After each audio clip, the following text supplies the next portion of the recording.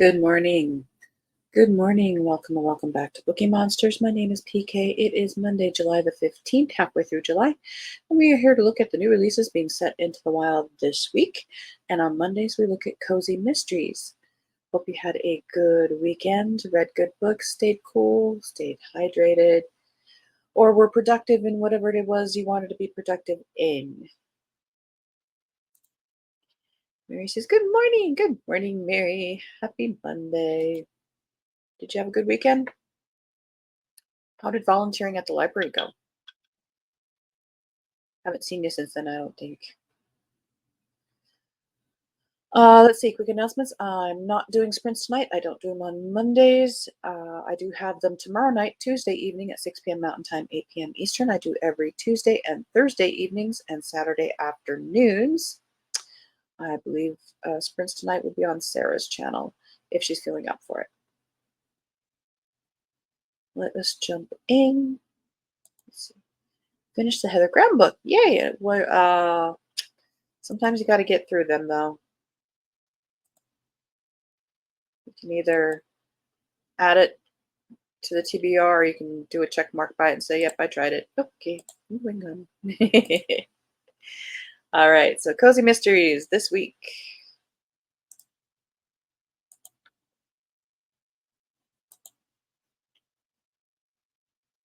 This is a controversial cover. No, really, that's the title. By Lorna Barrett, 18th in the Booktown Mysteries. When a famous children's author is murdered at the library, Trisha Miles has to find the killer before it's too late in the latest entry, blah, blah, blah. Trisha Miles is ready to close the book on all her amateur sleuthing. She's tired of finding dead bodies and being accused of murder, but even the best laid plans often go awry. Stoneham is all abuzz when Lauren Barker, a famous children's book author, arrives for an event at the local library. Lauren is a Stoneham native, and her new book strikes some members of the town as controversial. But when Lauren is found strangled to death after an altercation at the event, the plot twist throws Trisha right back into the middle of things.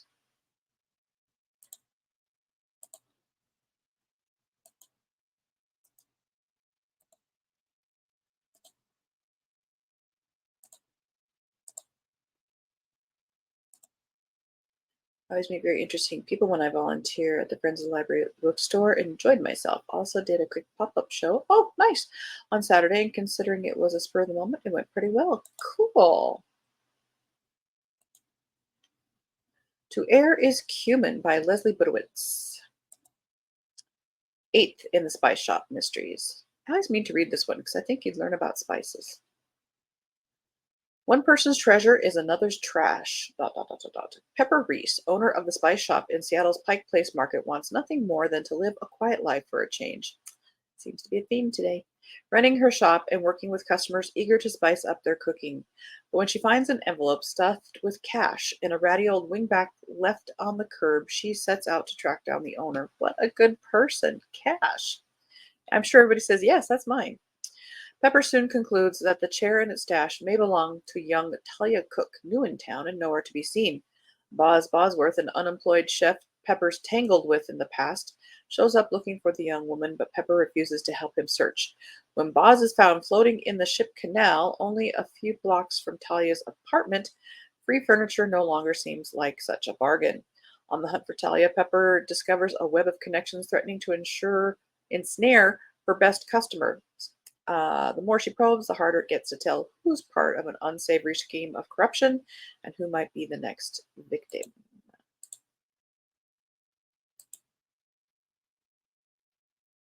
We're going to jump down real quick to make sure I get to a couple of the bigger ones before we jump into the littler ones. 7 Lively Suspects. Fun title for a spice book. Yeah. Like I said, I've always kind of wanted to check them out. I just haven't had time. So this one is 3rd in the 3 Dahlias Mysteries by Katie Watson.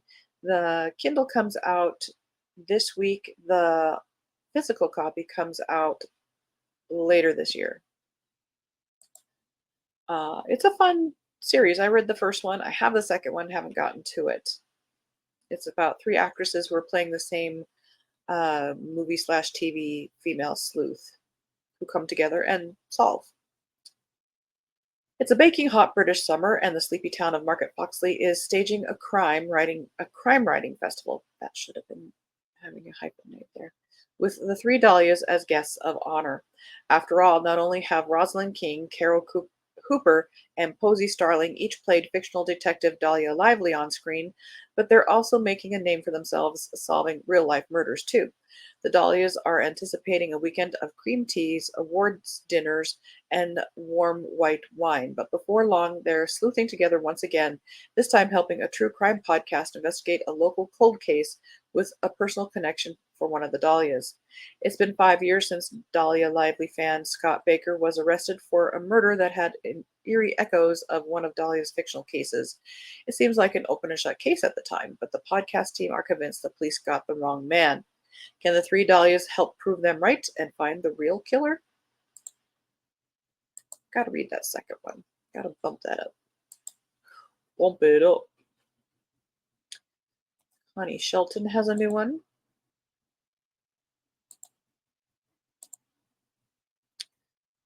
Secret Sweets, 18th in the Samantha Sweet Magical Cozy Mysteries. That's a pretty fall cover, but we're not at fall yet. Samantha Sweet's husband, Beau, gets a call from a cousin he hasn't seen in decades. Cecilia's husband was recently murdered, and the local cops in their small town haven't come up with a single suspect. She knows it wasn't the random act of violence they're claiming. Mark had been digging into something mysterious at his workplace, and no one knows what kind of secrets he may have uncovered. Sam and Beau are on the road to Oklahoma to figure it out. Preston is a typical small town, and no one wants to believe there's a killer in their midst. But someone is hiding a secret that's probably worth millions of dollars. And as Beau always says, behind most murders, there's a connection to either territory, love, or money. He and Sam just have to sort through the various suspects and motives to figure it out before the killer turns its back on them. Can they manage to catch the killer and still get home in time for the Thanksgiving holiday in Taos? Not only fall, but it's Thanksgiving. And we're going to do this last big name one, and then we'll jump back up again. Alexander McCall Smith has a new one. I think the name Posey is fun. Yeah. It might not be fun to be having your name Posey, but it's a fun character name. Fine as frog's hair, and that is mighty fine. Oh, Kim's up here. Sorry, Kim. Good morning. Had to restart my phone to get chat back. Oh, you're here. Yay. And says, hope you're doing well. I am. Hope you are too. All right. Sorry about that. I jumped the queue. Mary says, has it cooled off for you? Hope this week is better for you all. Last week seemed to be pretty hot. Yeah, it was 100 yesterday, and we're in the 90s all this week. So July is very hot in our part. Wish we could get some rain. I bet there's some parts of the country that would love to send you some rain. The Conditions of Unconditional Love by Alexander McCall Smith. This is 15th in the Isabel DeLucy series. I believe this one's set in Scotland. I've not read it, though. It seems as if Isabel's life has fallen into a comfortable and tidy rhythm. Well, as tidy as things can be with two small boys wreaking havoc around the house. When her husband, Jamie, invites a woman named Dawn, recently embroiled in a contentious affair with a member of Jamie's orchestra, to stay with them, things begin to go awry. Strange noises can be heard from the upper floor, even when Dawn is supposedly at work, and the couple wonders whether something more nefarious may be afoot. If that weren't enough, Professor Robert Lettuce is staging an academic conference and has asked Isabel to publish the conference papers in a special issue of the Review of Applied Ethics. But something is definitely suspect about the funding, and it will be up to Isabel to sort it out. As the truth comes to light, Isabel must once more rely on her kindness, powers of deduction, and philosophical expertise to navigate these sensitive matters.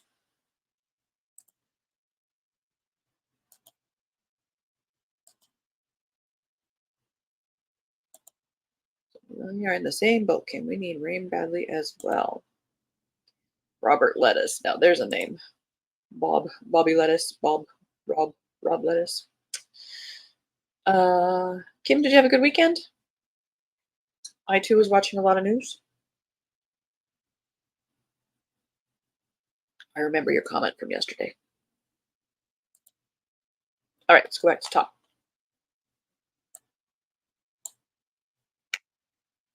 Murder at the Theater. And they spell it the way I like it. You already get a point. Greg Moss, third in the Maisie Cooper mysteries.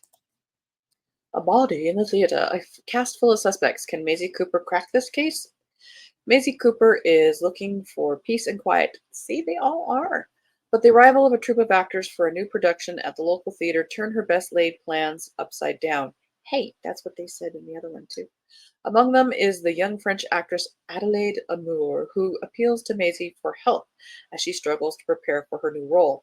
As opening night approaches, a terrible crime is committed and a body is found concealed behind the scenes in the theater. Can Maisie unravel a real-life plot worthy of a great play, or will the killer strike again?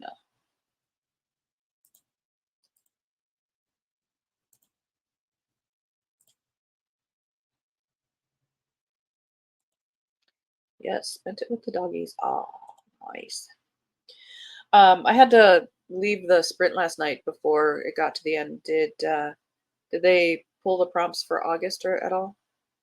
I'm thinking they probably did not, but just in case. Excuse me. Pinned for Murder. 13th in the Sophie Kimball series by J.C. Eaton. When a dead body shows up in the pin return at Sun City West Bowling Alley, it's only the beginning of a tumultuous, league season for this retirement community. With a killer in their midst and a high-tech developer threatening to overhaul their beloved bowling alley, the seniors of Sun City West turn to amateur sleuth Sophie Fee Kimball to strike back at both culprits. She's been recruited by her mother's friends before, but this time Fee finds herself pulled in two directions when one of the book club ladies gets tangled in the clutches of a dangerous cyber scammer who pretends to be the love of her life. Fee's investigation grows ever more complicated when the bowling alley is sabotaged and a flimflammer is found dead in the nearby bushes. Not a flimflammer! With the league tournament in limbo and one of the seniors pegged as the likely murder suspect, Fee will have to cut the cord on the cyber criminal and pin the killer before they can strike again. Oh, I apologize. I didn't click on it. But your assignment today is to work flimflammer naturally into a conversation.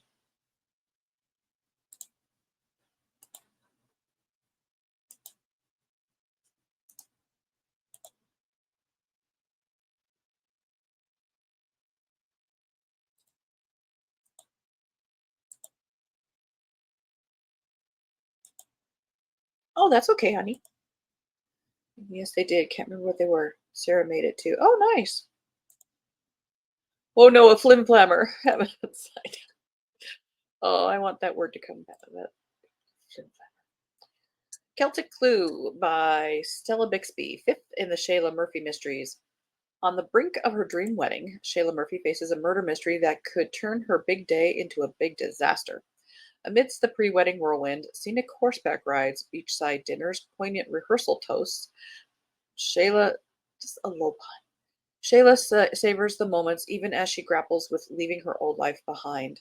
When a famous harpist hired to play at Shayla's wedding is murdered, Shayla can't resist diving into the mystery. Luckily, Shayla's crew is ready to help. Park Ranger Riley, ex-police officer Emily, and tech whiz Telly team up even as suspicions arise within their own ranks. As if things couldn't get any worse, the ancient ceremonial harp is stolen right under Shayla's nose. With a tricky tangle of suspects, jealous music rivals, a scandalous celebrity couple, and one of Shayla's closest friends, Shayla must unravel the mystery before it unravels her special day.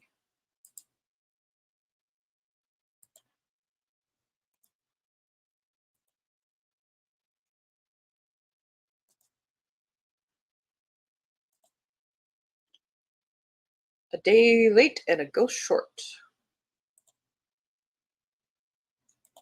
Good morning, Elena. How you doing? Happy Monday morning. This is by Olivia James, 7th in a Raven Mist Whodunit Paranormal Cozy Mystery Series. Welcome to Raven Mist, a tiny Midwestern town with charming covered bridges, quirky residents, delightful antique shops, and more than their share of haunted activity. Newly engaged Teddy and Jack are beginning a major renovation of an old building on the inn's property. Well, that will stir things up. She's been through such a feat before, and she knows that these sorts of projects never go smoothly. There are always at least a half dozen snags and delays, which is why she wasn't worried in the least about receiving a message from their contractor. Teddy was quite confident that the matter in hand was nothing more than a materials delay. She certainly hadn't expected the contractor to announce that a dead body had been discovered smack dab in the middle of the unfinished dining room. It seems that someone wasn't too happy with the local divorce shark of an attorney. Join Teddy, Jack, and the rest of the Raisin Miss gang as they visit the county fair, eat a corn dog, okay, help a ghost with an existential crisis, look at paint swatches. Yeah, we're here for the murder.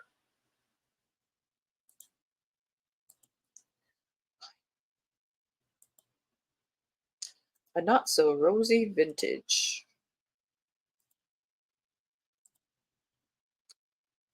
Third in the Holt Jacobs series. Let's double check these dates though. Yep, we're good. Okay. This is by Lily Sterling. Problem.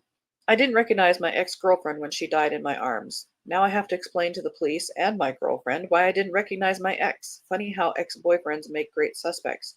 It's been years since I've seen my ex. Still, you'd think I'd recognize her. I can't even have a long weekend in a Washington vineyard without trouble. Even worse, my sister invited my new girlfriend's family to tag along. If I solve the murder, will this whole mess go away? There's a reason why I like to stay in Seattle. And there's a note here. Holt Jacobs isn't for everyone. He's a sarcastic introvert who can never get quite enough coffee. Becoming a sarcastic sleuth was unexpected, but as an engineer, Holt is used to solving puzzles. Well, now I'm going to have to look at the first few pages.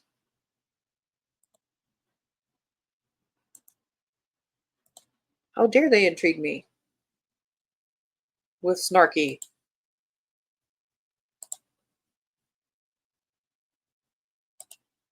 You are great. Awesome. Have you ever heard of Lady Killer? And you should get it on Libby, but it comes several of days. Lady Killer. It's not ringing a bell. Sounds like you are liking it. Murder the Tayway. Golden Age of Mystery Book Club, book number 2 by Marilyn Levinson. Professor Lexi Driscoll is discussing Josephine Tay's books at a Golden Age of Mystery Book Club meeting when her sister Gail arrives, terrified for her life. She's witnessed her boyfriend's murder and fears the killer is coming after her. Then a man's body is found lying in Lexi's backyard and Gail takes off. Determined to learn the truth, Lexi investigates and discovers the book club members have secrets that lead to more murders and unexpected revelations in a baffling whodunit. That's a pretty cover. That's the kind of cover picturesque scene that I look for in my ambiance stuff.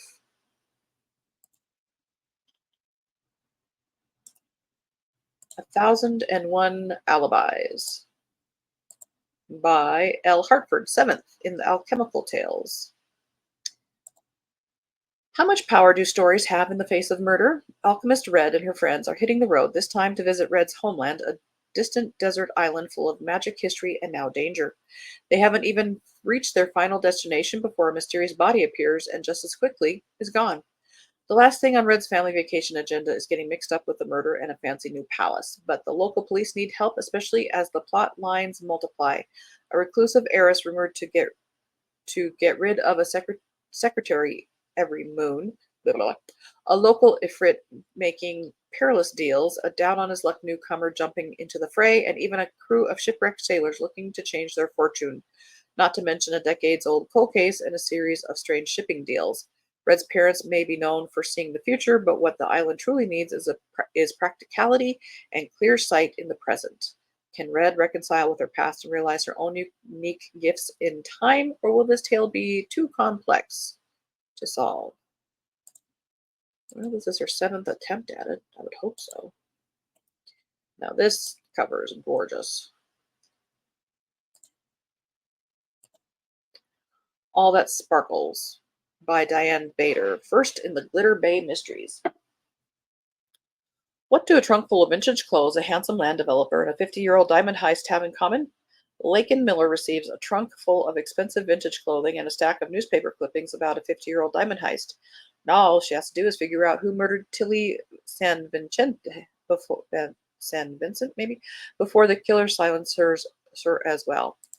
Sorry, I'm really reading that fantasy with medieval Italian names. Everything is going duh, Vincente. I'm really liking that book. It definitely has Patrick Rothfuss, Robin Hobb feels to it. Murder by Milkshake. First in Sweet Dreams Mysteries, Elizabeth Maria Naranjo is the author. Life is sweet for high school senior and ice cream slinger Genevieve Winterland. Her father owns Sweet Dreams Ice Cream Parlor, the cutest confectionery shop in their little town of Pinewood, Arizona. Genevieve loves her job, but when her father hires a broody newcomer with a dark past to provide extra security on her closing shifts, Genevieve bristles. Is this a part of his plan to send her away to college when all she wants is to stay in Pinewood and run the family business? Meanwhile, everyone's favorite new teacher at Pinewood High, Miss Love, is receiving death threats, and then she goes missing. Genevieve suspects the crabby substitute, Miss Pierce, who seems murderous about being passed over for the position. Or is the culprit Mr. Garcia, the longtime instructor who Miss Love replaced after he was fired for assaulting a student? Just when Genevieve thinks she knows the answer, she stumbles across the dead body of another missing faculty member. Can Genevieve find the killer terrorizing the teachers in her beloved hometown before someone else gets iced? I hope so. All right, so we still have 2, 3, 4. We have 5 left, so we will tack those on to Fridays, hopefully, because the bell has rung.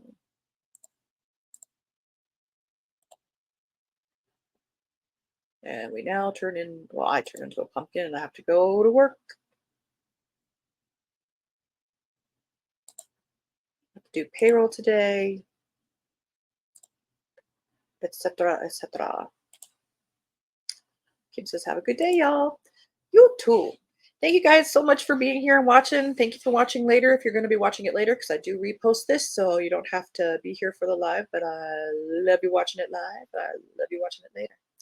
Again, I don't have any sprints tonight. They're on Sarah's channel so far, depending, I think, on how well she's feeling. I do have sprints tomorrow night at 6 p.m. Mountain Time, 8 p.m. Eastern. Tomorrow morning's show is Mysteries and Thrillers, so darker stuff than today's cozies. I've had some delicious apricots like those pictures. Have a great day. I hope to see you in a little bit later. Yes, you will. I know. Isn't that just a gorgeous? You just want to go the cookies and the apricots and the cup of whatever that is. Have a good day, everybody. Please stay cool, stay hydrated. Hug those you love, because we are in perilous times. And read good books, as the banner says here. Don't be a bookworm, be a bookie monster. Have a good day, and God bless you.